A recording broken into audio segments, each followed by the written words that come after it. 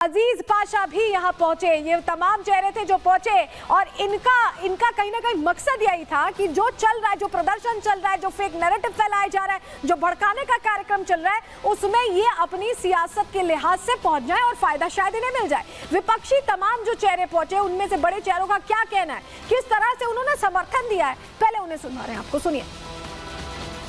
वक्फ bill को लेकर के बहुत सारी शिकायतें, बहुत सारी आशंकाएं हमारे जहन में भी हैं और जेपीसी ने उसमें एक तरह से बहुत ही संकीर्ण दायरे में पूरा विमर्श रखा है। सरकार जो तानाशाही थोपने की कोशिश कर रही है, उसके खिलाफ लोकतांत्रिक तरीके से अगर संस्थाएं विरोध कर रही हैं तो अच्छी बात है। वक्फ की जमीनें लूट करके अपने उद्योगपति दोस्तों को देना चाहते हैं क्या? जेपीसी का गठन क्यों किया आपने, जब जेपीसी के सदस्यों की राय को सुनना ही नहीं था?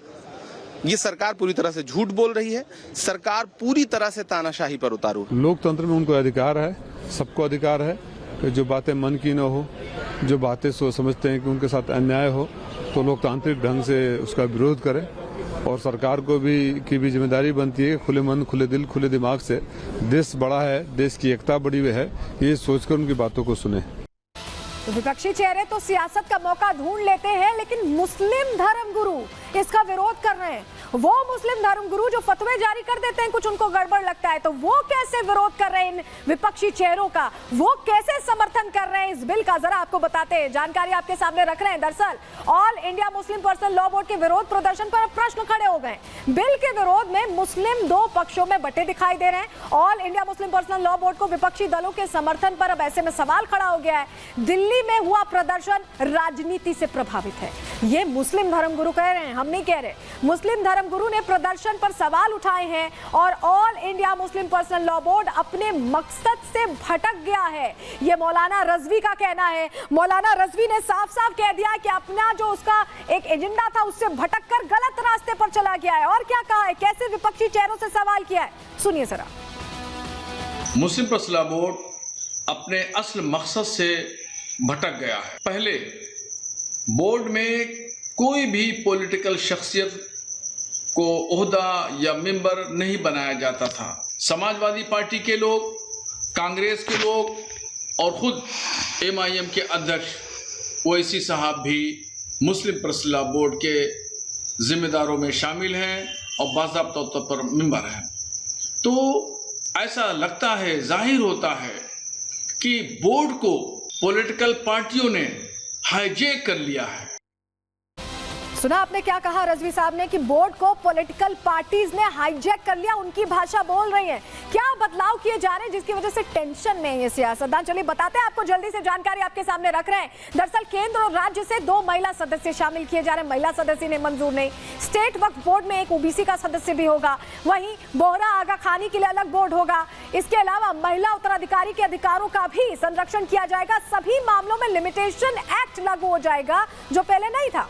पोर्टल से रजिस्टर होगी सारी वक्फ संपत्ति, यानी डेटा एकदम ट्रांसपेरेंट रहेगा। ये भी इन्हें पसंद नहीं आ रहा। संपत्ति के सारे कागज पोर्टल पर डालने होंगे, अपलोड करने होंगे। पोर्टल से संपत्ति का सर्टिफिकेट बकायदा दिया जाएगा और सरकारी संपत्ति पर अगर दावा किया है तो उसकी जांच होगी। यूं ही दावा करके संपत्ति कब्जा नहीं सकते। वक्फ की कमाई से अनाथ विधवाओं का एक तरह से उनकी हेल्प की जाएगी, उनकी मदद की जाएगी। ये सारे जो प्रावधान है, यही टेंशन की वजह बने हुए हैं। लेकिन अब आपको बता देते हैं कि पहले क्या था और अब क्या है। कई बदलाव हुए, कई बदलाव कैसे किए गए, चलिए समझ लीजिए। पुराना वक्फ कानून कहता था कि प्रॉपर्टी विवाद में सिर्फ वक्फ ट्रिब्यूनल से ही अपील की जा सकती थी, कहीं और नहीं जा सकते थे। लेकिन अब जो बदलाव हो रहा है, प्रॉपर्टी विवाद में किसी भी कोर्ट में आप अपील कर सकते हैं, यानी आपकी कम से कम बात तो सुनी जाएगी। ट्रिब्यूनल अगर नहीं सुन रहा और आपकी वाकई में प्रॉपर्टी हड़पी जा रही है तो आप आगे बढ़ सकते हैं।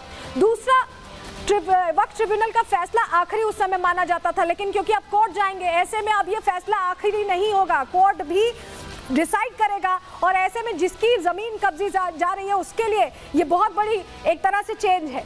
वक्फ ट्रिब्यूनल के फैसले को उस वक्त चुनौती नहीं दे सकते थे, लेकिन अब जब कोर्ट में जाएंगे तो फैसले को हाई कोर्ट में चुनौती देने का पूरा अधिकार एक इंसान को मिल जाएगा जिसकी जमीन पर अधिकार जताया गया, गलत अधिकार जताया गया। बोर्ड में महिला दूसरे धर्म के लोगों की एंट्री नहीं थी, लेकिन अब एंट्री की बात हमने आपको बताया कैसे बोर्ड में महिलाओं और दूसरे धर्म के लोगों की एंट्री हो रही है, जिससे कि एक बैलेंस बना रहे। लेकिन वो भी इन्हें पसंद नहीं आ रहा। सर्वे कमिश्नर्स की नियुक्ति का प्रावधान पहले था, अब क्या है, राज्य सरकार सर्वे कमिश्नर नियुक्त करेगी, यानी आप अपने पसंदीदा व्यक्ति को नहीं बैठा सकते, अब राज्य सरकार नियुक्त करेगी। सब कुछ ट्रांसपेरेंट तरीके से होगा, मनमानी नहीं चल पाएगी। किसी भी प्रॉपर्टी को वक्फ की संपत्ति घोषित किया जा सकता था पहले वक्फ दावा करता और प्रॉपर्टी उनकी हो जाती, लेकिन अब क्या होगा, अब वक्फ बोर्ड की मनमानी खत्म होगी, शक्तियां कम होंगी और इसी को लेकर चिंता में है मुस्लिम संगठन भी और इस तरह के सियासतदान भी जिनको सीधा फायदा पहुंचा था, क्योंकि कहा जाता है वक्फ में भी बड़े चेहरों को सीधे फायदा पहुंचाया जाता है। अब शक्तियां कम होंगी और इसीलिए हिंदू संगठन देखिए प्रदर्शन कर रहे हैं और कह रहे हैं कि ये जो कानून है इसे लाया जाए, इसे लागू किया जाए, क्योंकि ऐसी बहुत सी प्रॉपर्टीज हैं जिस पर मनमाने तरीके से दावा कर लिया गया है।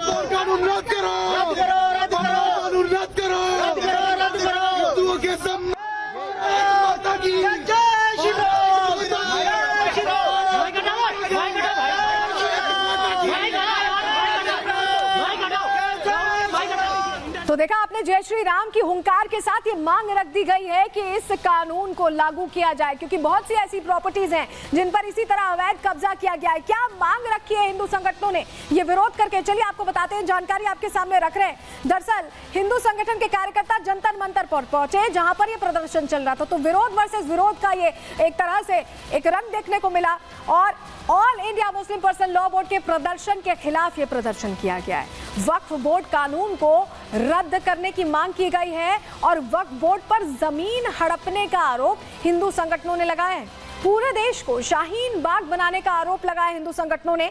वक्फ संशोधन बिल के समर्थन में नारेबाजी भी की गई है। हिंदू संगठनों का ये कहना है कि ये बिल जो आ रहा है ये बदलाव के लिए बहुत जरूरी है और इसे लागू किया जाना चाहिए। हिंदू संगठनों ने क्या कहा है, सुनवा रहे हैं। 100 करोड़ हिंदू समाज अगर 110 करोड़ है, उसकी एक एक इंच वक्फ बोर्ड ले लेगा। सरकार के कानून का समर्थन करते हैं, कानून आए और रद्द हो। हम जेल जाने को तैयार हैं, पुलिस अरेस्ट कर ले, सरकार जेल भेज दे, लेकिन हम अपना हक नहीं छोड़ेंगे। वक्फ बोर्ड के नाम पे जो ये संशोधन हो रहा है देश में, सरकार कर रही है और ये शाहीन बाग बनाना चाहते हैं, नाराए तकबीर का नारा दे रहे हैं, ये नहीं चल सकता। देखिए, हिंदू संगठन और यहाँ तक कि मुस्लिम संगठनों को भी ये समझना है कि ये जो जेपीसी बनाई गई थी इसीलिए बनाई गई थी कि आपकी जो राय है, आप जो बदलाव चाहते हैं वो बताएं और बदलाव उस हिसाब से किए भी गए। लेकिन इसके बावजूद all India Muslim person law board तो हिस्सा भी था जेपीसी का, उनसे भी राय ली गई थी, उसके बावजूद इस तरह से प्रदर्शन क्यों हुआ, ये अपने आप में सवाल है। क्यों मैं ऐसा कह रहे हैं, समझाते हैं आपको। चलिए जानकारी जल्दी से आपके सामने रखते हैं, क्योंकि विरोध प्रदर्शन पर अब जेपीसी अध्यक्ष ने भी कड़ा रुख अख्तियार किया, क्योंकि उनका ये मानना है कि राय सभी से ली गई है। जगदंबिका पाल ने प्रदर्शन को लेकर प्रश्न खड़े किए। मुस्लिम संगठनों के इस रुख ने विभाजन पैदा करने की बात बताई।